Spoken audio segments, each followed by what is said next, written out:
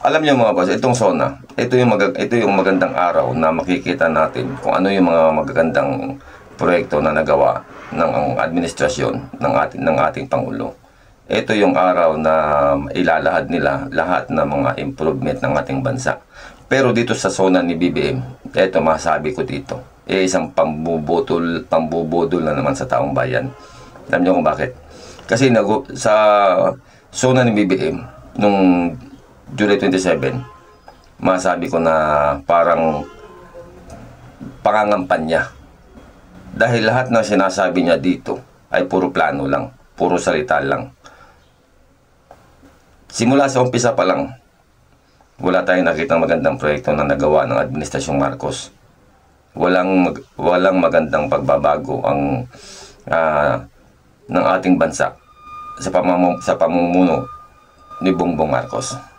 At dito sa kanyang SONA mga boss, eto may komento lang ako dito kasi may mali tulad na lang sa sinabi niya dito. Kaya sa mga nakikipagsabuatan upang kunin ang pondo ng bayan at nakawin ang kinabukasan ng ating mga mamamayan, mahiya naman kayo sa inyong kapwa Pilipino. Nabiruin mo na, sarap pakinggan, no? Sarap pakinggan pero sandali lang, may mali may mali. Alam mo Mr. President, dapat na sinasabi mo dyan, mahiya naman tayo sa kapwa natin Pilipino. Hindi yung mahiya kayo, ikaw naghuhugas kamay ito pakapalan ng muka para bang masabi natin na hindi ka kasali. Paniniwalain mo yung taong bayan na hindi ka kasali sa sinasabi mo kontsabahan. Ikaw naman Mr. President, masyado kang nagmamalinis Alam mo, kahit anong gawin mo pagmamalinis Mr. President, marumi ka na sa tingin ng mga tao. Tulad na lang dito sa sinabi mo sa tungkol sa baha. Mahiya naman kayo sa mga kabahayan nating naanod o nalubog sa mga pagbaha. Mahiya naman kayo lalo sa mga anak natin diba? Magmamana sa mga utang. Dapat kasi sinasabi mo, mahiya tayo. Mahiya tayo sa mga anak na may iwan na magmamana ng utang ng bansa. Mahiya tayo sa kapwa natin Pilipino, hindi yung mahiya kayo, ikaw.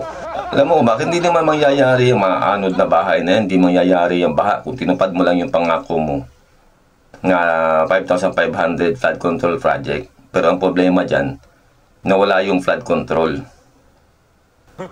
Nasa yung budget, nasa bulsa nyo. Isipin mo, 250 billion. Wala man lang record sa LGU kung saan flood control nyo nalagay yung mga flood control project na yan. Huwag kang magmalinis. Alam naman ng taong bayan kung gaano nakakapal yung mukha mo, Mr. President. Diba? Kaya huwag ka na mahugas kamay. Isaali mo na yung sarili. Aminin mo na nakasama ka sa sinasabi kang tsabahan. Ikaw yung pinuno Ikaw yung namumuno. Ikaw yung pumirma sa lahat ng budget. Kaya huwag mong ipasa sa iba.